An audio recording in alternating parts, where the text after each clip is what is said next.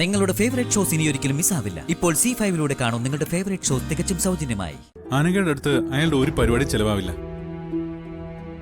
അതോർത്ത് താൻ പേടിക്കാൻ വേണ്ട. എന്റെ പേടി അനഘയുടെ കാര്യത്തിലല്ല സച്ചേട്ടാ, സ്നേഹയുടെ കാര്യത്തിലാ. അവളോട് അയാൾ എന്തൊക്കെയോ തമാശ ഒപ്പിക്കുന്നുണ്ടെന്ന് എനിക്ക് തോന്നുന്നത്. ഒന്ന് രണ്ട് വട്ടം എനിക്ക് നല്ല വ്യക്തമായ സാഹചര്യത്തിൽ സ്നേഹം ഞാൻ കണ്ടിട്ടുമുണ്ട്. വാക്കുകളിൽ മയങ്ങി വീഴുന്ന പ്രായം അവളുടേത്.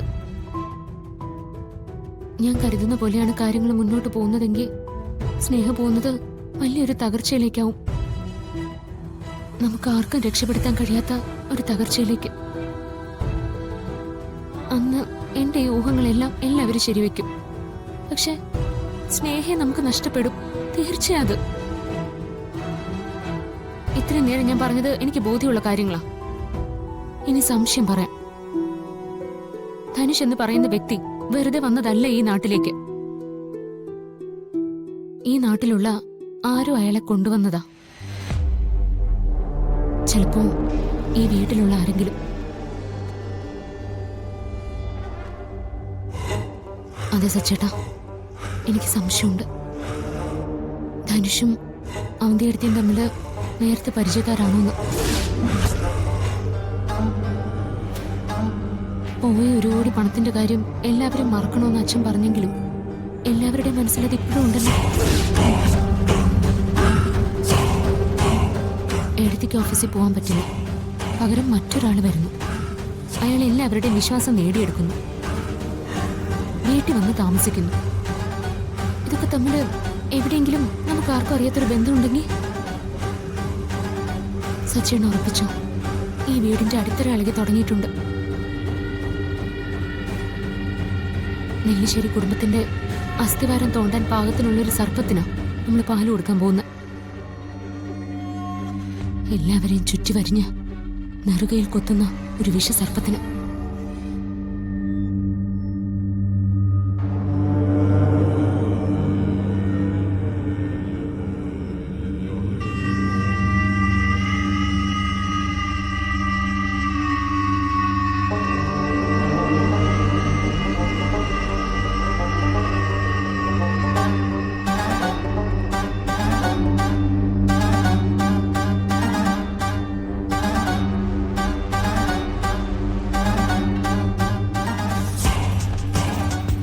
അതെ സച്ചേട്ടാ, എനിക്ക് സംശയമുണ്ട്.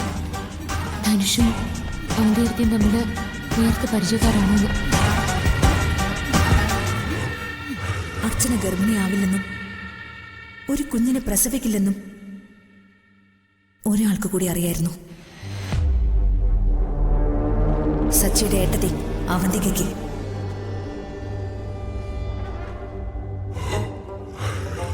ഏടത്തിക്ക് ഓഫീസിൽ പോകാൻ പറ്റില്ല. പകരം മറ്റൊരാൾ വരുന്നു. അയാൾ എല്ലാവരുടെയും വിശ്വാസം നേടിയെടുക്കുന്നു.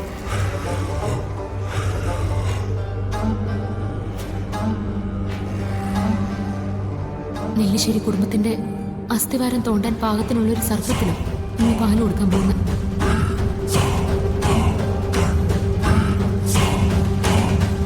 എല്ലാവരെയും ചുറ്റി വരിഞ്ഞ് നെറുകയിൽ കൊത്തുന്ന ഒരു വിഷസർപ്പത്തിന്. ഡൗൺലോഡ് ചെയ്യൂ C5 ആപ്പ്. കാണൂ എല്ലാ എപ്പിസോഡുകളും സൗജന്യമായി.